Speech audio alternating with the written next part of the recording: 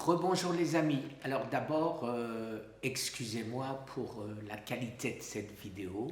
Je suis allé me cacher dans un coin du salon. Il était 5 heures du matin, maintenant il doit être 5h30.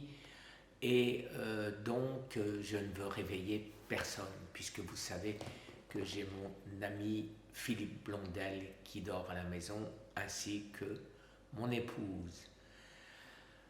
Voilà, sur cette petite remarque, il est d'autant plus intéressant aujourd'hui, avec ces dernières recherches, d'aller à la conférence du docteur Laurent Schwartz ce samedi à 16h30.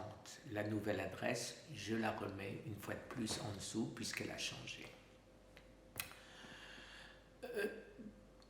Alors, je vais avoir, bien évidemment, vous en doutez, des rendez-vous privés, rendez-vous en compagnie d'autres chercheurs, d'autres personnes, avec le docteur Laurent Schwartz. Et bien évidemment, je vais aborder ce dernier sujet pour connaître sa position là-dessus. Je m'en doute, mais je ne vais pas parler à sa place, et donc c'est lui qui nous le dira. Alors, aujourd'hui, quelque chose d'important, bien sûr, arrive.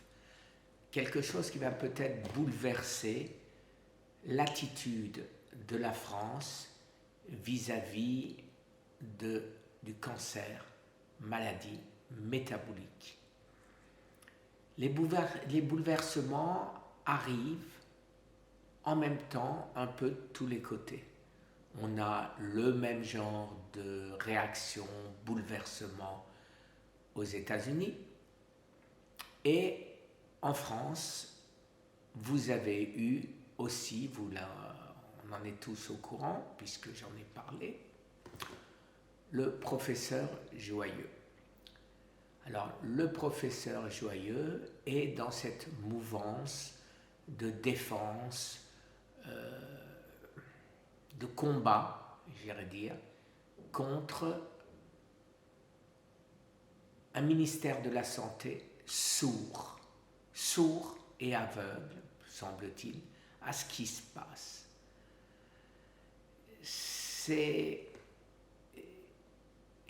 Vous le savez, je ne donne pas raison à 100% à Henri Joyeux, mais je lui donnerai probablement raison si le gouvernement, au lieu de faire le nécessaire, au lieu de réagir dans le bon sens, réagissait par une sanction. Parce que cette sanction serait injustifiée. J'irais dire bêtement, vous punissez un enfant, vous lui interdisez de manger et vous le surprenez avec un carambar, un malabar, je ne sais même pas si ça existe encore, ou une barre Mars, et vous le punissez. Voilà. J'irais dire, si je devais résumer, il serait peut-être pas content, hein, le professeur Joyeux, que je le résume à un enfant puni. Mais je pense que ça explique bien sa position. Ce monsieur est un grand professeur, ce monsieur n'est certainement pas allé à l'encontre de la loi de gaieté de cœur. Ce monsieur a été forcé, a été contraint de le faire. Je répète, j'aurais essayé, mais peut-être que ça fait 30 ans qu'il le fait, lui. Et moi, je suis tout nouveau en espérant du gouvernement. J'espère toujours de Madame Brigitte Macron. J'espère avoir une réponse des organismes qu'elle a contactés et qu'elle a demandé à me contacter. On dit comme ça aussi. Mais par contre, ce que je n'admettrai pas, ce que je ne supporterai pas, c'est que ce soit une voie de garage. Si c'est simplement pour me recevoir, pour me dire « Ah oui, c'est bien ce que vous dites. Ah oui, oui, oui, ben écoutez, on va étudier, rendez-vous dans 10 ans. » Vous avez vu, je fais des parallèles souvent avec les chansons. Cette fois-ci, c'est Bruel. Hein. Donc, rendez-vous dans 10 ans, eh ben, ça ne marchera pas. Ça ne marchera pas, et à ce moment-là, eh ben, il faudra, moi aussi, à l'instar de peut-être ce qui est arrivé au professeur Joyeux, trouver une autre voie. J'essaierai bien évidemment toujours de rester dans les voies légales, mais je pense qu'il serait intéressant, et nous en avons déjà parlé avec le docteur Laurent Schwartz, je pense qu'il serait vraiment intéressant d'expliquer aux États-Unis ce qui se passe aujourd'hui avec la médecine en France. Je le répète, vous le savez, j'essaye de tout faire pour avoir mes rendez-vous de la même manière auprès de Monsieur le Président Donald Trump, auprès de la FDA, auprès du ministère de la Santé américain, et c'est la même démarche. C'est la même démarche que j'essaye de faire en France et aux États-Unis.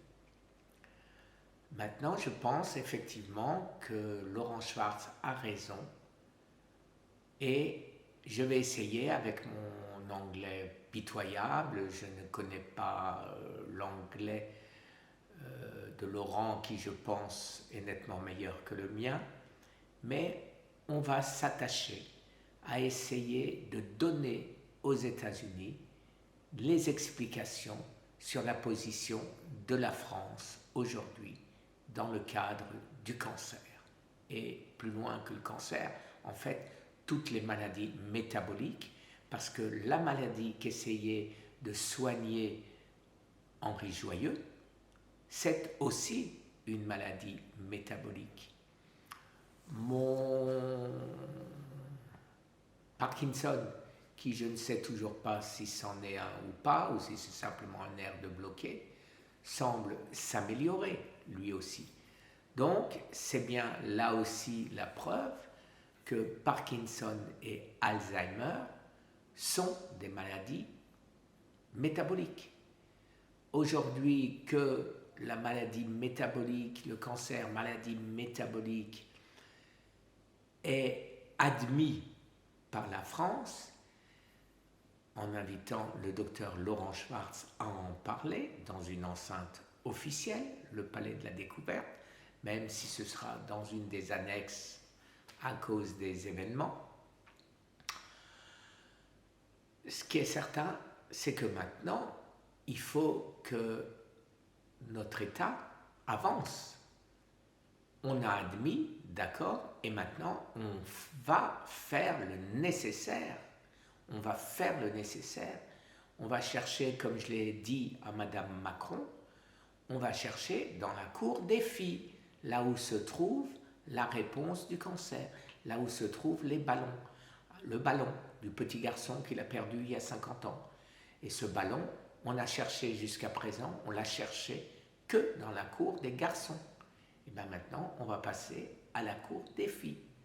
À savoir, on va passer à la recherche sur cancer, maladie métabolique. Voilà, chers amis, n'oubliez pas la conférence, j'y serai et j'espère vous voir très nombreux habillés en bleu. Comme ça, ce sera facile qu'on se reconnaisse. Je vous souhaite une excellente journée à nouveau. Au revoir. Et excusez la qualité de... J'ai deux espèces de lampes que je me suis rapproché de la figure de manière à ce qu'on voit un peu quelque chose. Ça ne va pas être terrible, mais bon.